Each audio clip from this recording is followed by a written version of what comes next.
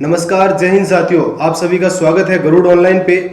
मेरी हर बार की कोशिश यही रहेगी कि मैं आपके लिए नए से नया कंटेंट अवेलेबल करवा सकूं और मेरा टारगेट यही रहेगा कि जो आपके आने वाले एग्जाम में, चाहे वो स्टेट लेवल का है चाहे सेंट्रल लेवल का है, उसमें आपके ये क्वेश्चन मील के पत्थर साबित हो।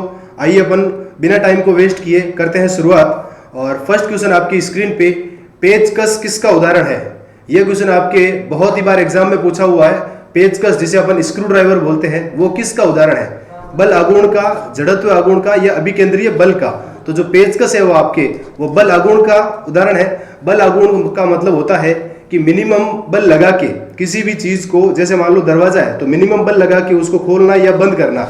या फिर आपने कुम्हार की चाक देखी होगी, कुम्हार की चाक में वो जो सेंट्रल से बहुत दूर जब वो नॉर्मल सा टच करता है तो वो घूमने लग जाता है। या जो पुराने अपने आटे पीसने वाली चक्की होती थी, वो चक्की में जो हत्था होता था कहाँ लगाया जाता था? सेंटर से दूर लगाया जाता था, ताकि कम फोर्स लगा के भी अपन उसको घुमा सके। तो वो जो होता है उसमें बल आघूर्ण लगता है और बल आघूर्ण के द्वारा हम बहुत ही कम फोर्स लगा के उस चीज का मूवमेंट करवा सकते हैं। बल आघूर्ण इसका राइट आंसर हो जाएगा। बढ़ते हैं अगले क्वेश्चन की ओर। सीटी स्कैन करने में प्रयोग की जाने वाली तरंगें कौन सी होती है? जो सीटी स्कैन में प्रयोग में होती है वो आपके एक्स किरणें प्रयोग में ली जाती है। ठीक है, बढ़ते हैं नेक्स्ट क्वेश्चन की ओर।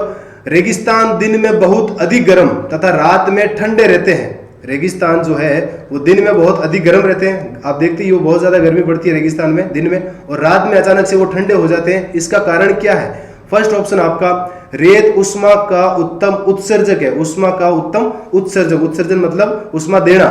और सेकंड ऑप्शन आपका रेत उष्मा का उत्तम अवशोषक भी है, मतलब जो ऊर्जा को लेना। तो उत्सर्जक और अवशोषक दोनों है, इसीलिए आपका जो राइट आंसर है वो ए और बी दोनों हो जाएगा। और इसी के कारण दिन में रेगिस्तान बहुत अधिक गर्म हो जाते हैं और जल्दी ही रात को ठंडे भी हो जाते हैं।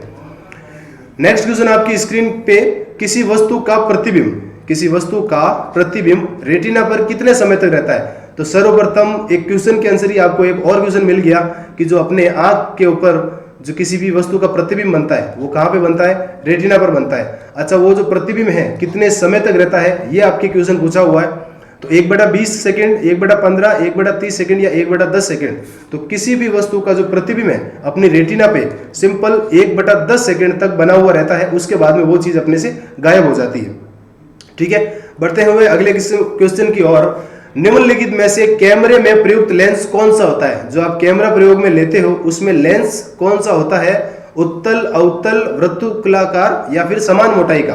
तो जो कैमरे में प्रयुक्त लेंस होता है वो आपके उत्तल लेंस प्रयोग में लिया जाता है। मानव की जो आंखों की दृष्टि में है उसमें भी उत्तल लेंस होता है।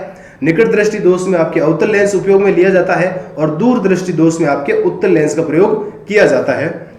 बढ़ते हैं नेक्स्ट क्वेश्चन की ओर। विद्युत मरकरी लैंप में, जो मरकरी लैंप होता है उसमें उपस्थित रहता है, जो लैंप में मरकरी भरा रहता है वो कम दाब पर पारा रहता है, अधिक दाब पर भरा हुआ रहता है, नियोन और पारा रहता है, या इनमें से कोई नहीं? तो जो पारा है, या जिसे बोल सकते हैं अपन मरकरी, जिसका प्रतीक होता है Hg, वो कम दाब पर पारा भरा हुआ रहता है विद्युत मरकरी लैंप में। ठीक है, बढ़ते हैं अगले क्वेश्चन की ओर। स्थायी चुंबक किस पदार्थ से निर्मित होता है? जो स्थायी चुंबक बनाते हैं जिसके दो ध्रुव होते हैं, उत्तर और दक्षिण, नॉर्थ एंड साउथ, वो किससे निर्मित होते हैं? तो वो आपके इस्पात से निर्मित होते हैं। अगर स्थायी चुंबक है तो वो आपके इस्पात से निर्मित करते हैं उसको। नेक्स्ट क्वेश्चन, परमाणु विद्युत होते हैं। परमाणु जो है वो कैसे होते हैं? परमाणु की खोज की बात करें तो परमाणु की खोज आपके जॉन डाल्टन ने की थी, और परमाणु के बारे में बोला गया है कि वो धनात्मक होता है, ऋणात्मक होता है, या उदासीन होता है, या द्विधनात्मक होता है। तो ये परमाणु, और परमाणु के अंदर आपके प्रोटॉन और न्यूट्रॉन होता है। इलेक्ट्रॉन इसके बाहर कक्षाओं में चक्कर लगाते रहते हैं।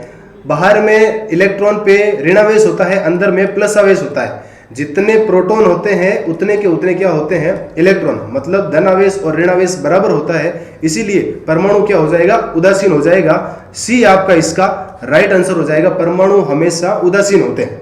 ठीक है, नेक्स्ट क्वेश्चन की ओर बढ़ते हैं। जलीय विलयन की अम्लता, जलीय विलयन की अम्लता के परीक्षण के लिए, जो अम्लता जिसे बोल सकते हैं अपन एसिड और जो बेस, अम्लता या क्षारीयता का जो पता लगाने के लिए, परीक्षण के लिए कौन सा उपकरण प्रयोग में लेते हैं? तो हाइग्रोमीटर, एसिड मीटर या पीएच मीटर। तो जो आपके अम्लता का परीक्षण करते हैं वो आपके पीएच स्केल काम में लेते हैं, और पीएच स्केल की जो खोज है वो आपके सोरेनसन ने की थी। सी ऑप्शन आपका राइट हो जाएगा। यहाँ पे एसिड मीटर आपको कंफ्यूज करने के लिए दिया हुआ है, ये कुछ भी नहीं होता है। पीएच स्केल आपके अम्लता या क्षारीयता का पता लगाने के लिए लिया जाता है। नेक्स्ट क्वेश्चन बहुत ही शानदार और बहुत बार एग्जाम में पूछा हुआ कि विद्युत की सर्वोत्तम चालक धातु कौन सी है? विद्युत की सर्वोत्तम चालक या फिर कंडक्टर जिसे बोलते हैं वो कौन सी है? तांबा, सोना, हीरा या फिर चांदी? तो जो चांदी है जिसका प्रतीक होता है Hg, ये आपके विद्युत की सर्वोत्तम चालक धातु होती है। ठीक है, बढ़ते हैं नेक्स्ट क्वेश्चन की ओर। सड़क की रोशनी में प्रयुक्त पीले लैंप होते हैं, जो लैंप लगे हुए होते हैं, लाइट्स जो लगी हुई होती है, उसमें किसका उपयोग करते हैं? सोडियम का प्रयोग करते हैं, नियोन का, हाइड्रोजन का या फिर नाइट्रोजन का? तो जो सोडियम लैंप होते हैं, सोडियम परावर्तक लैंप होते हैं, उनका प्रयोग आपके स्ट्रीट लाइट या फिर बोल सकते हैं सड़क की रोशनी में प्रयोग लिए जाते हैं, सोडियम परावर्तक लैंप का। बढ़ते हैं नेक्स्ट क्वेश्चन की ओर। संचायक बैटरियों में जो प्रयुक्त धातु है वो कौन सी होती है? संचायक जो बैटरियां होती है उसमें जो धातु है वो कौन सी होती है? तो संचायक बैटरी में आपके सीसा संचायक बैटरी, सीसा की जो धातु लगी हुई होती है, और उसमें बैटरी में दो ध्रुव होते हैं, एक तो होता है आपके कैथोड और दूसरा होता है एनोड। जो कैथोड होता है उसके ऊपर आपके माइनस का आवेश रहता है और एनोड के ऊपर आपके प्लस का आवेश रहता है। इस क्वेश्चन का भी आप ध्यान रखें, बहुत बार ये भी पूछा हुआ है। नेक्स्ट क्वेश्चन, माचिसों में जो प्रयुक्त होता है, माचिस में प्रयुक्त होता है कौन सा? सफेद फास्फोरस, काला फास्फोरस या फिर लाल फास्फोरस, या फिर ए और बी दोनों, मतलब सफेद और काला?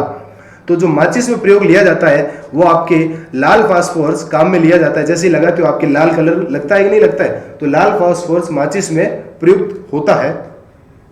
नेक्स्ट क्वेश्चन, पटाखे या बोल सकते हैं फायर क्रैकर्स के निर्माण में प्रयुक्त होता है, जो पटाखे बनाते हैं उसमें कौन सा फास्फोरस प्रयोग में लिया जाता है उसका पूछा हुआ है। तो लाल फास्फोरस तो माचिस बनाने में लिया जाता है, लेकिन जो श्वेत फास्फोरस है वो आपके पटाखों के निर्माण में प्रयुक्त होता है। किस गैस को स्ट्रेंजर गैस भी कहते हैं? क्या कहा जाता है? Stranger gas. तो स्ट्रेंजर गैस आपको पता है कि जो वर्ग नंबर 18 में जो आपके गैसें होती है, हीलियम, ऑर्गन, क्रिप्टॉन, जिनॉन और रेडॉन, और एक नियोन भी होती है।